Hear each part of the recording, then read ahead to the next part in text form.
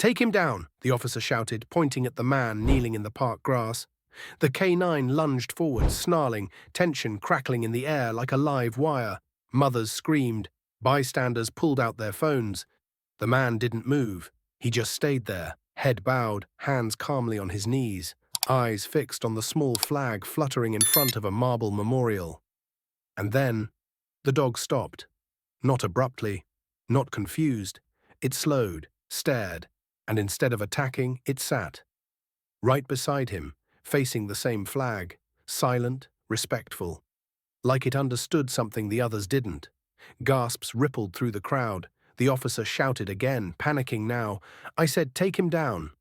But the dog didn't budge. It stayed, tail still, ears forward, a statue of discipline beside the man they thought was a threat. That man, his name was Sergeant Lucas Dean, a retired Marine. Silver Star, 2 tours in Iraq, 1 in Afghanistan, and 20 years of carrying memories most wouldn't survive. That morning, he'd come to the park to kneel at a new memorial honoring fallen K-9 units. His own partner, Shadow, had died in his arms during their last mission.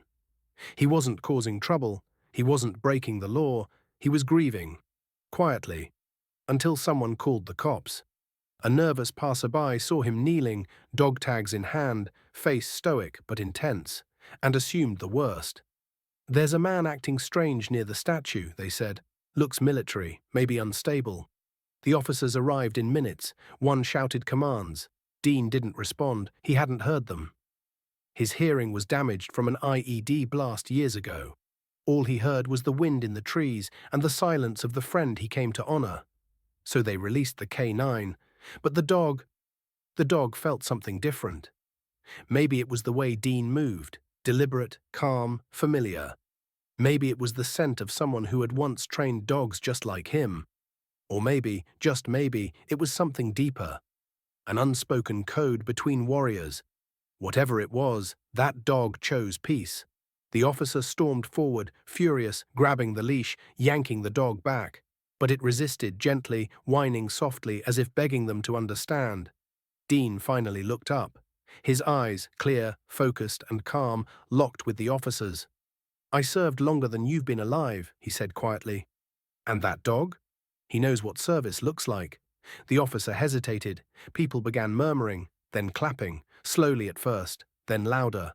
Veterans in the park stepped forward, one by one, placing their hands over their hearts.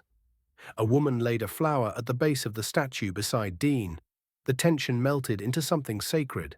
Later that day, the body cam footage leaked. It showed everything: the officer shouting, the silent veteran, and the dog choosing not to harm, but to honor. The clip went viral overnight. "Police K-9 refuses to attack war hero," the headlines read. Millions watched, millions shared, and thousands of veterans wrote in, "That man is one of us." The officer, he was put on leave, not because of the mistake, but because of how he handled the aftermath. No apology, no ownership, just frustration that his command wasn't followed. But the K-9, he was reassigned. Not punished, but honored. He was given a new role, support companion for wounded veterans. His first assignment? Sergeant Dean. That dog now walks beside the very man he once faced in a moment of tension. They walk together at parades, at schools, at military funerals.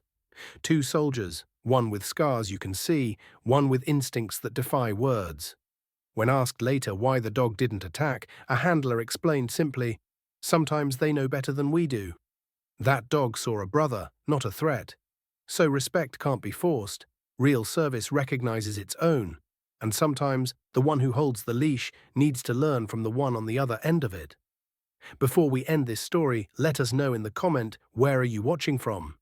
If this story touched you, subscribe to the channel and hit that like button and drop a karma in the comments below.